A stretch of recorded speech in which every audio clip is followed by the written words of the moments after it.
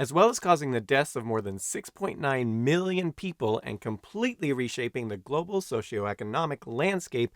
The COVID-19 pandemic will likely be remembered for the many bizarre social trends it inspired, from conspiracy theories about the 5G networks causing COVID to the inexplicable revival of sea shanties. The combination of isolation and mass confusion truly brought out the weirdest in people. But perhaps the most unusual and embarrassing incident of the pandemic was the Great Panic, which saw millions of people stampede into stores to buy up, hoard, and in certain cases scalp massive quantities of toilet paper. Such was the frantic demand for pillowy three-ply that one could be forgiven for thinking the main symptom of COVID was chronic diarrhea. Yet perhaps we shouldn't be so surprised, for this was not the first time this has happened. About a half-century ago, America was swept by another buying mania for that oh-so-precious bum fodder, though this time triggered not by a virus, but by a talk show host's ill-timed joke. This is the story of the Great Toilet Paper Panic of 1973. For some context here, in the United States, 1973 was a year dominated by shortages. The stock market suffered a historic 45% decline, inflation rose to record levels, and the OPEC embargo caused oil prices to soar, leading to massive lineups at gas stations. It was in this paranoid environment that Harold V. Frolick, a 41-year-old Republican congressman from Wisconsin, began receiving complaints from his constituents that pulp paper was getting harder to come by. Believing these shortages were caused by companies exporting more pulp paper overseas to avoid federal price tolls, on November the 16th, Frolick issued a press release warning of an impending paper shortage. However, few news outlets paid any attention, but when Frolick discovered that the federal government was having difficulty securing a 4-month supply of toilet paper for soldiers and government employees, he issued another press release on December 11th announcing that the U.S. may face a serious shortage of toilet paper within a few months. We hope we don't have to ration toilet tissue. A toilet paper shortage is no laughing matter. It is a problem that will potentially touch every American. This time the warning worked and was picked up by news outlets across the country. Soon it came to the attention of one of the most influential figures in America at the time, Johnny Carson, host of The Tonight Show.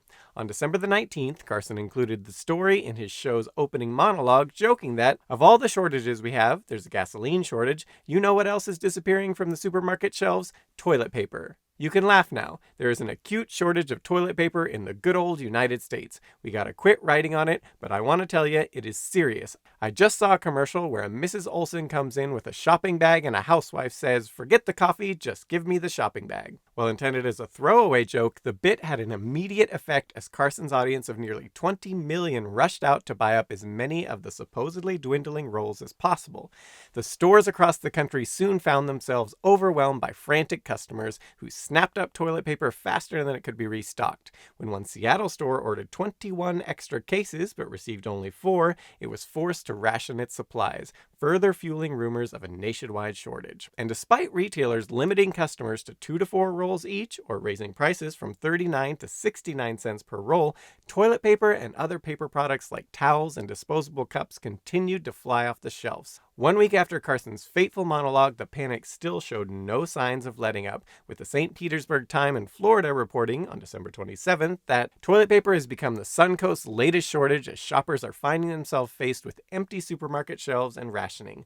Other paper products, such as paper towels, napkins, and bags, are also increasingly in short supply, but toilet paper stocks have been hit the hardest. A Times check of 10 stores Wednesday found that only 3 were selling toilet paper without rationing. 5 were limiting customers to 2 or 4 rolls each, and 2 stores were sold out. 1 store also is rationing paper towels, 2 rolls to a customer. Toilet paper is in very critical supplies, said Vice President and General Manager of Atlantic Enterprises, a Tampa wholesale paper supplier. He said his firm is refusing new customers who want to buy toilet paper. If people wouldn't hoard and get so excited about this, everything would be okay, said Mark Hollis, Vice President of Publix Supermarkets Incorporated.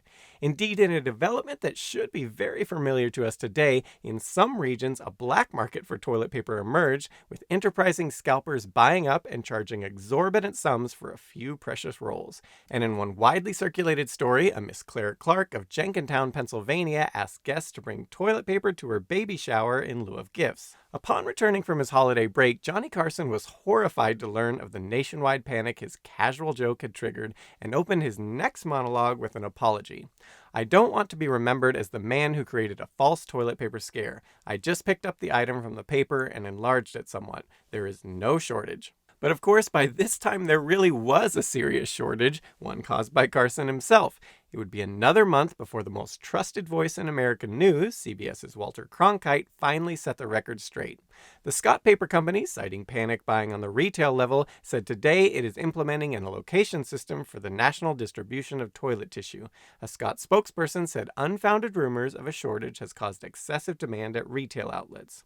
Still, such was the intensity of the Great Toilet Paper Panic of '73 that supplies and spending habits would not return to normal until about 2 months later in February of 1974. In addition to eerily foreshadowing similar events 50 years later, the 1973 panic was a classic study in rumor and social contagion. As Stuart Britt, a professor of marketing at Northwestern University, later explained, "Everybody likes to be the first to know something. It's the 'did you hear that' syndrome. In the old days, a rumor took a long time to spread, enough time to let people discover its validity. Now, all it takes is one TV personality to joke about it, and instantly the rumor is in all 50 states, and it could affect everyone intimately. There was a congressman, presumably an authority, talking about it. He says there could be a problem. The next person says there probably is a problem. The next person says there is a problem." And so in this manner, a relatively low-key warning about potential industrial shortages grew into a nationwide hysteria. And while toilet paper may seem like an odd commodity to panic over, this too has a relatively straightforward explanation.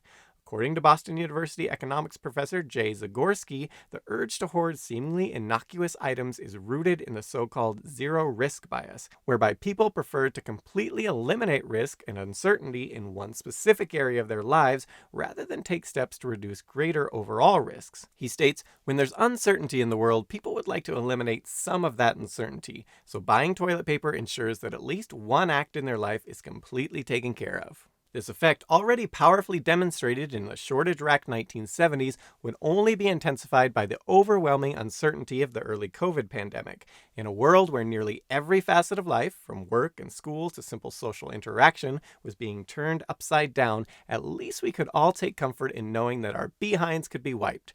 Furthermore, the COVID toilet paper shortage was made even worse by the peculiar economics of the paper industry. 40% of toilet paper use occurs outside of the home, while the manufacture, packaging, and distribution of industrial toilet paper differs significantly from that of home toilet paper.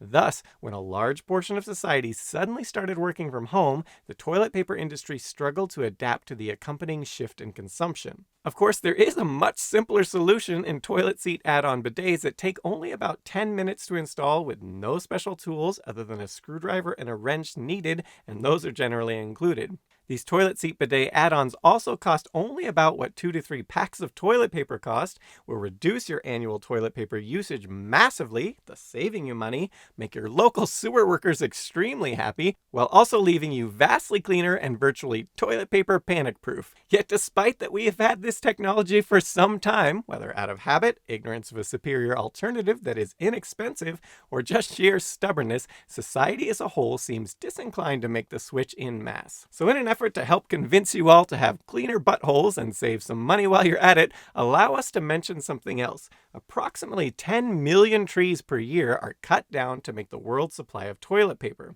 While the number can vary quite a bit from tree to tree and with different kinds of toilet paper, a very rough ballpark figure is that each tree produces approximately 1,000 to 2,000 rolls of toilet paper. People in the United States, on average, use approximately 50% more toilet paper per person, about 24 rolls per person per year, than other Western nations, primarily, once again, due to the reluctance of Americans, particularly to adopt inexpensive water washing systems like the aforementioned bidet toilet seat add-ons that pay for themselves in most households within a month or two, and anyone who knows how to use a screwdriver and a wrench can install in about 10 minutes. Crunching the numbers, if Americans on the whole made the switch, that would save around 3.5 billion rolls of toilet paper per year, or a little over 2 million trees annually.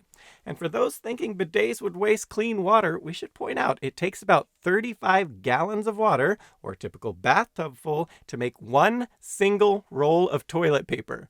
Do the math on that one, and then help support this channel by checking out the many options below for such add-ons. Your butthole will thank you. And for you ladies, during your monthly celebration of not being pregnant time, I've been told it's a game changer there too. Now, how about some bonus facts? Speaking of toilet paper alternatives, despite toilet paper having been around since at least the 6th century AD, initially in China, it wouldn't be until the late 19th century when toilet paper would be first introduced in America and England, and it wasn't until the 1900s, around the same time the indoor toilet became common, that toilet paper would catch on with the masses. So what did people use for wiping before toilet paper? This depended greatly on region, personal preference, and wealth. Rich people often use hemp, lace, or wool. The 16th century French writer François Rabelais, in his work Gargantua and Pantagruel, recommended using the neck of a goose that is well downed. The goose is kind of getting the crappy end of the deal here. But in any event, poor people would poop in rivers and clean off with water, rags, wood shavings, leaves, hay, rocks, sand, moss, seaweed, apple husks, seashells, ferns, and pretty much whatever else was at hand and cheap or free.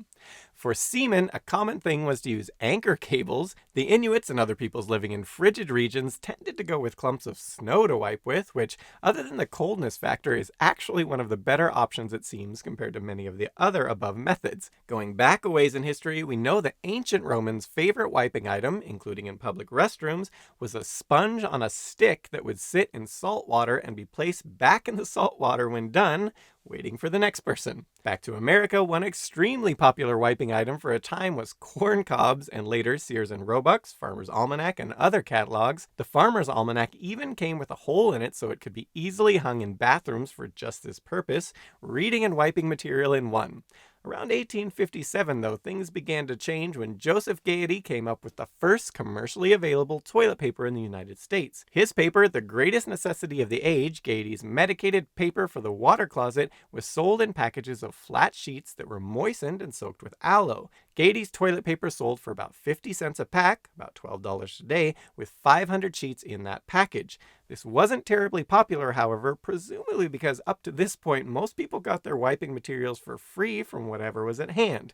Around 1867, brothers Edward Clarence and Thomas Scott, who sold products from a pushcart, started making and selling toilet paper as well.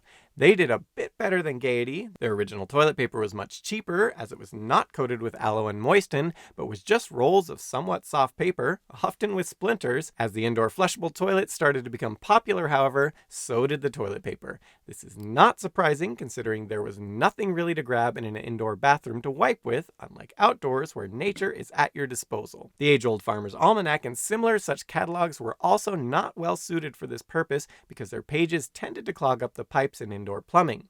Even once it became popular, wiping with toilet paper still doesn't appear to have been painless until surprisingly recently. The aforementioned splinter problem seems to have been somewhat common until a few decades into the 20th century. In the 1930s, this changed with such companies as Northern Tissue boasting a splinter-free toilet tissue.